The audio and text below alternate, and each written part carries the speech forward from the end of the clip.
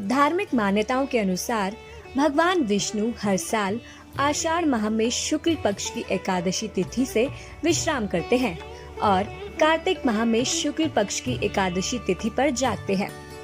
आषाढ़ शुक्ल एकादशी से कार्तिक शुक्ल एकादशी तक का 4 माह का समय हरिशयन का काल समझा जाता है।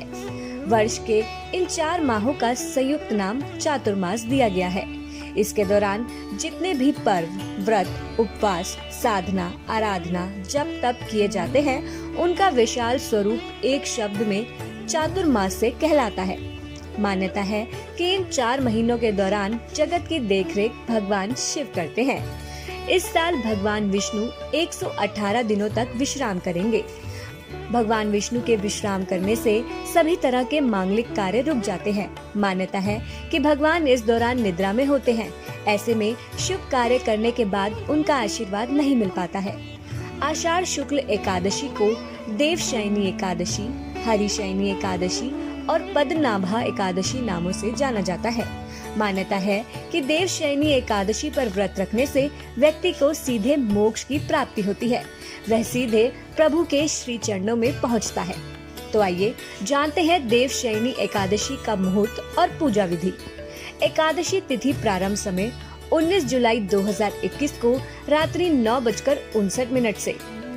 एकादशी तिथि समापन समय 20 जुलाई 2021 को शाम 7:17 पर।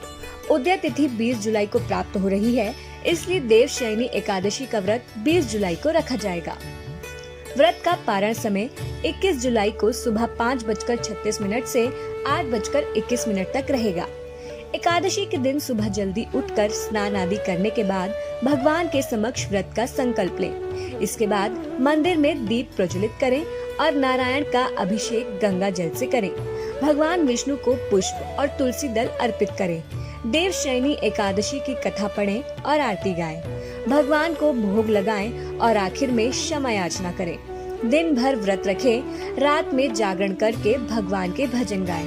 यदि सोना हो तो जमीन पर ही सोएं।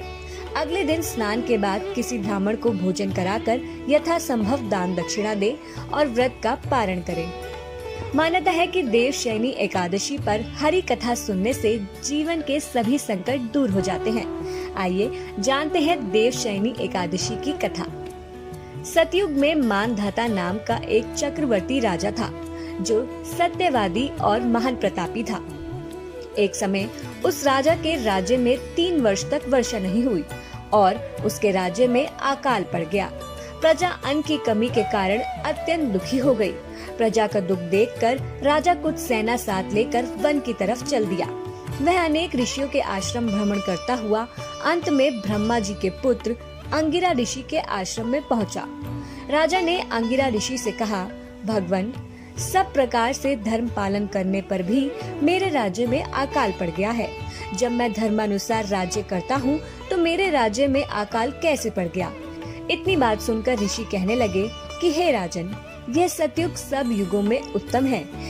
इसमें धर्म के 4 चरण सम्मिलित हैं। लोग ब्रह्म की उपासना करते हैं और केवल ब्राह्मणों को ही वेद पढ़ने का अधिकार है। परंतु आपके राज्य में एक शूद्र तपस्या कर रहा है। इसी दोष के कारण आपके राज्य में वर्षा नहीं हो रही है। इसलिए यदि आप प्रजा का भला चाहते हो तो उस शूद्र का वध कर दो। इस पर राजा कहने लगा कि महाराज, मैं उस निरपराध तपस्या करने वाले शूद्र को किस तरह मार सकता हूँ? आप इस दोष से छूटने का कोई दूसरा उपाय बताएं। तब ऋषि ने राजा को देवशयनी एकादशी का विधि पूर्वक व्रत करने को कहा। उन्होंने कहा कि व्रत के प्रभाव से तुम्हारे राज्य में वर्षा होगी और प्रजा सुख प्राप्त करेगी, क्योंकि इस एकादशी का व्रत सब सिद्धियों को देने वाला है और समस्त उपद्रवों को नाश करने वाला है। मुनि के इस वचन को सुनकर राजा अपने राज्य लौट आए और 4 वर्णों सहित पद्मा एकादशी का विधि पूर्वक व्रत किया।